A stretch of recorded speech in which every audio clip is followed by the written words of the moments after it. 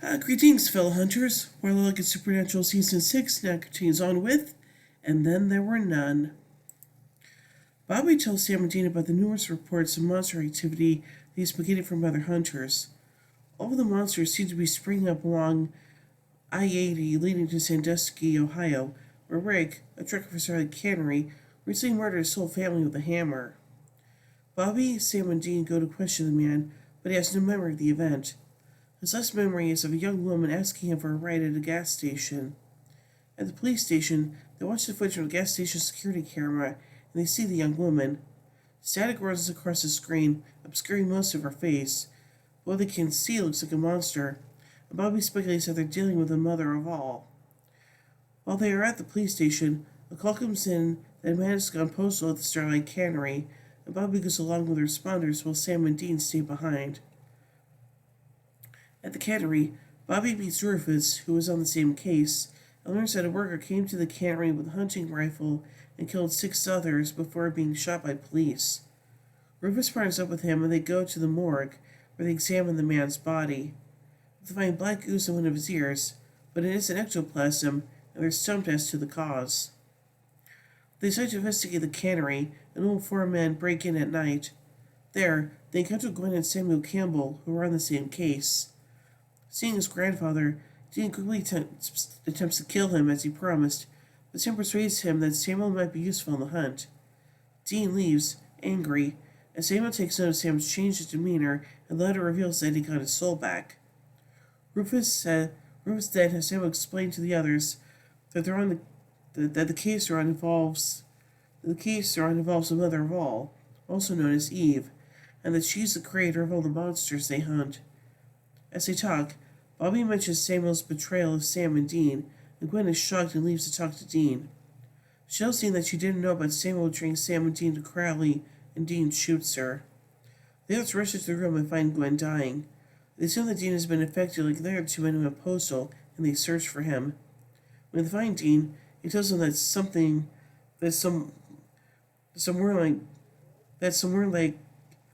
worm like a creature crawled out of his ear. They dub the creature the con worm, and together the hunters try and work out a way to find and kill it. Bobby has them gather up their guns and locks them in a locker. When Samuel leaves the room, Sam and Dean feel confronted about what happened with Crowley, but Samuel's not apologetic and doesn't blame them for wanting to kill him. Dean makes clear Samuel's next after the case. Samuel then pulls an extra gun he had hid and tries to shoot them as he is infected with the worm. They stop him and he escapes. Eventually, Sam finds and confronts him alone. Samuel says he will tell Sam about things he did without his soul, but he advances on Sam, and Sam is forced to shoot him. When others find him, they are uncertain whether the worm was in Samuel or if it is in Sam. So they tie him up and resolve to cut open Samuel's head and check for the con worm. Sam and Dean leave the room, and, as Rufus and Bobby prepare to cut open Samuel's skull, they discuss the unfortunate how they went on together in Omaha. It could be inferred that Bobby messed up on the hunt and caused the death of someone that Rufus cared for, and Rufus says he will never forgive Bobby for what happened. When they've been cutting Samuel's skull, the conworm animates Samuel's dead body and attacks him. During the struggle, Samuel is electrocuted and the worm leaves the body and infects Bobby, but the stabs and kills Rufus when he is possessed. Sam and Dean overpower Bobby and tie him up.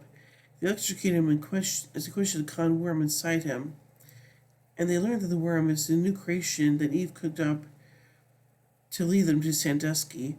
She has a message for them that the worm relates. She's pissed, she's here, and it's going to be nothing but pain for you from here on in.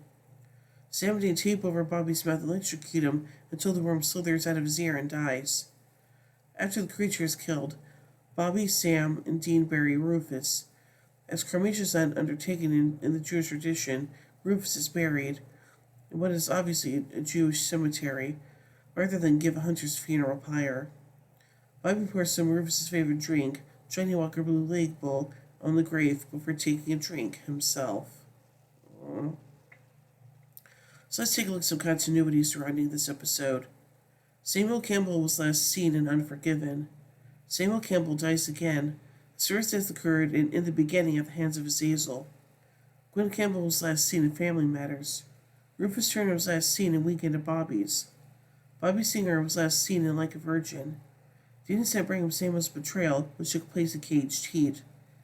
Sam manages to get his soul back, which occurred in an appointment in Samara. And now finally, let's take a look at some trivia from this episode. After Samuel Campbell was killed by Sam after being suspected of being taken control by the conworm, he can be seen breathing when he's lying on the table before Bobby and Rufus confirm whether or not he was possessed. The title is based on the 1939 detective fiction novel of the same name by Agatha Christie. 10 persons, who either killed or hid to death, were invited on an island where they were killed one by one according to an old nursery rhyme, 10 Little Indians. In this episode, Sam, Dean, Bobby, Rufus, Samuel, and Gwen are lured into a cannery by Eve, where most of them find death at the hand of one of them while possessed by a conworm. This is the second episode in which a few recurring hunters are killed. The first one was season 5's Abandon All Hope. The universe conworm as a Herbie twice in this episode. The second time, Sam is why he keeps talking about herpes. In the episode Changing Channels, Sam does a commercial for Herpexia, a herpes medication. There's another reference to the medication by Niveus Pharmaceuticals in The Devil You Know. Most of the cast and crew, except for Jared, suffered from terrible colds during the filming of this episode. The universal worm as a herpes may be a reference to the space herpes in the Ice Pirates. So I think this episode is pretty interesting, and yeah, it's sad that we had to lose Rufus here, but hey, some characters make it through a whole season, some don't, so yeah. So overall I give, and then there were none, 3 Impalas out of 5. When I'm tuned in this week till the next episode, my heart will go on. So, until then, carry on, my wayward sons and daughters.